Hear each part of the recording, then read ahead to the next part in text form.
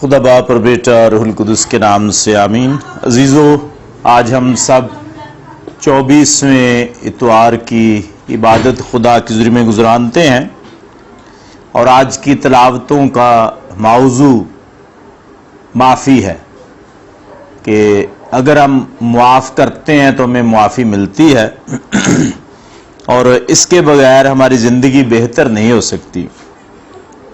پہلی تلاوت ہم یشوع بن سراح کی کتاب میں سے پڑھتے ہیں۔ انجیل مقدس ہم مقدس متی کی انجیل اس کے 18ویں باب میں سے پڑھیں گے۔ پہلی تلاوت میں ہمیں بتایا گیا ہے کہ جو انتقام لینے کو پھرتا ہے اس کا انتقام خدا لے گا، وہ بلا شک اس کے گناہوں کو یاد رکھتا ہے۔ یعنی انسان کے لیے یہ لازم نہیں ہے کہ وہ انتقام لے۔ اگر ہم اپنا انتقام خود لیتے ہیں تو پھر کوئی اور انتقام لینے کے لیے آ جائے گا، خدا بھی پھر اس کا انتقام لیتا ہے۔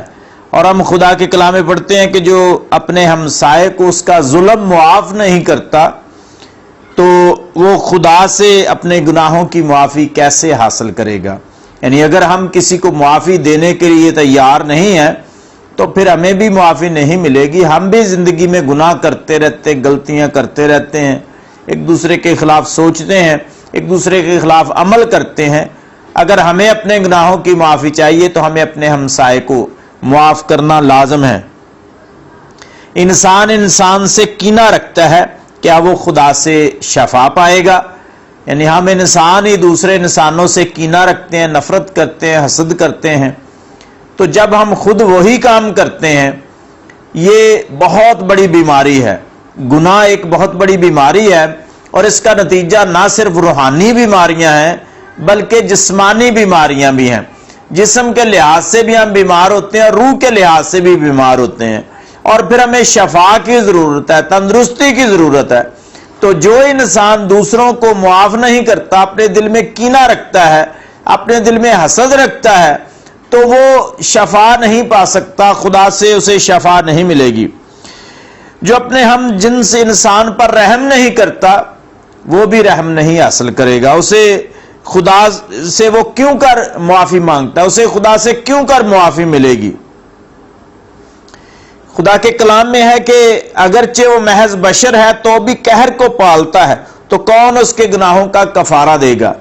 یعنی انسان کو چاہیے کہ وہ اچھے رویے کی پرورش کرے، اچھے رویے کو پالے، نہ کہ قہر کو پالے۔ قہر قہار کو سجتا ہے اور قہار خدا ہے۔ انسان قہار نہیں ہو سکتا، قہر اس کے پاس سجتا نہیں ہے، انسان کی صفت نہیں ہے، اس لیے اسے اپنے اندر قہر کو نہیں پالنا چاہیے۔ اگر وہ قہر کو پالے گا تو اس کے گناہوں کا کفارہ کون دے سکتا ہے؟ اپنے انجام کو یاد رکھ اور عداوت سے باز رہ۔ یعنی ہمارا انجام بھی اچھا نہیں ہونے والا اگر ہم دوسروں کے انجام کو خراب کرتے ہیں۔ اگر ہم دوسروں کو معاف نہیں کرتے پھر ہمارا انجام بھی اچھا نہیں ہے۔ اس لیے ہمیں ہمیشہ اپنے انجام کو یاد رکھنا چاہیے اور عداوت سے، لڑائی جھگڑے سے باز رہنا چاہیے۔ سراہٹ اور موت کو یاد رکھ، اس کے احکام پر قائم رہ۔ یعنی اگر ہم خدا کے حکموں پر قائم رہتے ہیں، خدا کے پاک کلام کو اپنی زندگی میں یاد رکھتے ہیں، تو پھر ہمیں یہ یاد رہے گا کہ گناہ کا نتیجہ موت ہے، گناہ کا نتیجہ سراہٹ ہے۔ اس لیے ہمیں اس سے بچنے کی ضرورت ہے، لڑائی جھگڑے سے بچنے کی ضرورت ہے، تاکہ اس سے ہمارے گناہ اور غلطیاں کم ہو سکیں۔ مقدس متی اس بات کو اچھے طریقے سے بیان کرتے ہیں۔ مقدس متی کی انجیل اس کے 18ویں باب کی 21ویں آیت سے ہم سخت دل خادم کی تمثیل پڑھتے ہیں۔ یسوع مسیح مثال دیتے ہیں، سمجھاتے ہیں کہ انسان کو اپنے بھائی کو معاف کرنا لازم ہے۔ تو معافی کے بارے میں جب یسوع مسیح نے بڑی اچھی تعلیم دی تو مقدس پطرس سوال کرتے ہیں کہ اے خداوند، اے میرے استاد، اے ہمارے خداوند، کتنی دفعہ میرا بھائی میرا گناہ کرے میں اسے معاف کروں؟ پھر خود ہی اس کا چھوٹا سا سوال کا جواب بھی دیتے ہیں اور ساتھ سوال بھی کرتے ہیں، کیا 7 دفعہ تک؟ یعنی اس نے اپنی عقل اور سمجھ کے مطابق بہت بڑا سوال کیا اور معافی دینے کا بہت بڑا کہہ لیں کہ گنتی کے لحاظ سے بڑا کام کر دیا کہ دنیا میں لوگ ایک بار ہی گناہ کے نتیجے میں معاف نہیں کرتے، 2 بار معاف نہیں کرتے، یا حد ہے تیسری بار شاید معاف کر دیں، لیکن 7ویں دفعہ تک تو کوئی معاف نہیں کرتا۔ تو جب اس نے فرمایا کہ کہا کہ کیا میں 7 دفعہ تک معاف کروں، تو یسوع مسیح نے اس کے اندازوں کے برعکس جواب دیا، اس کے سارے اندازوں پر پانی پھیر دیا۔ یسوع مسیح نے فرمایا میں تو اسے یہ نہیں کہتا کہ 7 دفعہ، بلکہ 7 دفعہ کے 70 بار تک۔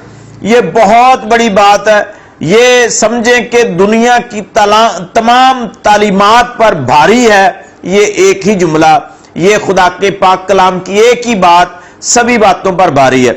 پھر خداوند یسوع مسیح نے مثال دی ہے کہ آسمان کی بادشاہی اس بادشاہ کی مانند ہے جس نے اپنے خادموں سے حساب لینا چاہا، اور اس کے سامنے ایک قرض دار پیش کیا گیا، ایک نوکر پیش کیا گیا، غلام خادم پیش کیا گیا، جس نے 10,000 قنطار قرض دینا تھا مالک کا۔ تو مالک اس سے ڈیمانڈ کرتا ہے، مطالبہ کرتا ہے کہ اپنا قرض واپس کر۔ اس نے کہا اے مالک مجھ پر رحم کر، مجھ پر ترس کھا، میرے پاس پیسے نہیں ہیں، میں تیرا سب ادا کر دوں گا، ایک ایک پائی تیری دے دوں گا، لیکن ابھی میرے پاس کچھ نہیں ہے، میرے بارے میں صبر کر۔ تو مالک اس کی حالت کو جانتا ہے، اس کے حالات سارے اس کی نظر میں سامنے ہیں، وہ اس کے بارے میں معلومات رکھتا ہے۔ تو مالک نے ترس کھا کر اس کے سارے کا سارا قرض اسے بخش دیا۔ وہی غلام، وہی نوکر، وہی خادم جسے 10,000 قنطار بخشے گئے ہیں، آپ یہ اندازہ لگا لیں کہ 10,000 اگر ایک قنطار 1 تولے کا ہو تو کتنے پیسے بنتے ہیں؟ بہت زیادہ رقم بنتی ہے، بہت زیادہ۔ تو یہی ملازم جس نے بہت زیادہ معافی، بڑی معافی حاصل کی ہے، یہ باہر نکلا تو اسے اپنا ایک ہم خدمت ملا جس نے اس کے صرف 100 دینار دینے تھے۔ 10,000 قنطار کی معافی حاصل کرنے والے نے اس ملازم کو، اپنے ہم خدمت بھائی کو 100 دینار معاف نہیں کیے۔ مثال کے ساتھ آپ سمجھ لیں کہ اگر 100 روپیہ کسی کا دینا ہو تو ایک سائڈ پہ 10 لاکھ دینے ہو، تو 10 لاکھ کی معافی حاصل کرنے والا 100 روپیہ معاف کرنے کے لیے تیار نہیں۔ تو اس نے اسے گرایا، اس کا گلا گھونٹا اور اس سے مطالبہ کیا کہ ابھی پیسے دے۔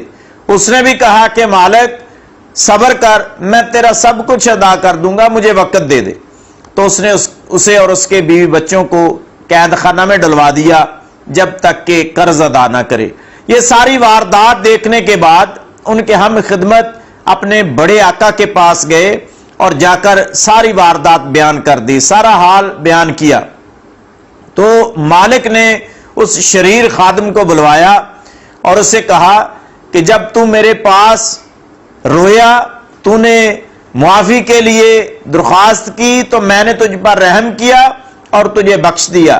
لازم نہ تھا کہ تو بھی اپنے ہم خدمت کے ساتھ ویسا ہی سلوک کرتا؟ تو اس نے پھر اسے قید خانہ میں ڈلوا دیا جب تک کہ سارا قرض ادا نہ کرے۔ مسیح خداوند میں میرے عزیزو، ہم اے ہمارے باپ کی دعا میں بھی پڑھتے ہیں کہ اے خداوند تو ہمارے قرض میں بخش، جس طرح ہم اپنے قرض داروں کو قرض معاف کرتے ہیں، جس طرح ہم اپنے قصورواروں کو قصور معاف کرتے ہیں، تو بھی ہمارے قصور ہمیں بخش دے۔ تو اگر تو ہم قصور معاف کرتے ہیں پھر ہمیں قصوروں کی معافی مل جائے گی، اگر ہم قرض بخشتے ہیں تو ہمیں بھی ہمارا قرض بخش دیا جائے گا، اگر ہم دوسروں سے ہمدردی کرتے ہیں تو پھر ہمارے ساتھ بھی ہمدردی کی جائے گی، اگر ہم دوسروں پر رحم کرتے ہیں تو ہمارے ساتھ بھی رحم کیا جائے گا، اگر ہم دوسروں کو معاف کرتے ہیں تو پھر ہمیں بھی معافی ملے گی، اگر ہم دوسروں سے محبت کرتے ہیں تو ہمیں بھی محبت ملے گی۔ لیکن اگر ہم یہ اچھے اعمال نہیں رکھتے، اگر ہم دوسروں سے نیکی نہیں کرتے تو پھر ہمیں بھی برے حالات کے لیے، سزا کے لیے تیار رہنا چاہیے۔ آئیے اپنے آپ کو تیار کریں تاکہ ہم ہمیشہ دوسروں کو معاف کرنے کے لیے تیار رہیں۔ یسوع مسیح نے صلیب کے اوپر جب ان کی جان مشکل میں تھی، جب ان کے جسم میں سے خون کا ایک ایک قطرہ بہہ رہا تھا، جب انہیں اپنی جان اس دنیا میں سے، جسم میں سے نکلتی ہوئی محسوس ہو رہی تھی، تو اس وقت بھی انہوں نے اپنے باپ سے کہا اے باپ انہیں معاف کر، کیونکہ یہ نہیں جانتے کہ کیا کرتے ہیں۔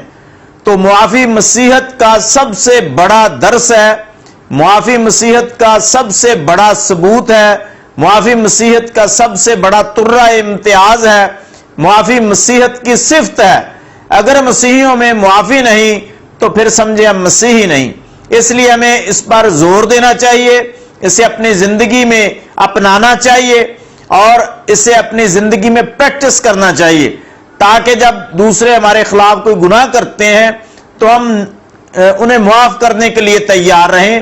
اس سے ہمارا معاشرہ بہتر ہو سکے، اس سے ہماری زندگی بہتر ہو، اس سے ہمارے خاندان بہتر ہو، اس طرح معاشرے سے نفرت اور کدورت ختم ہو، خدا کے نام کو عزت اور جلال ملے۔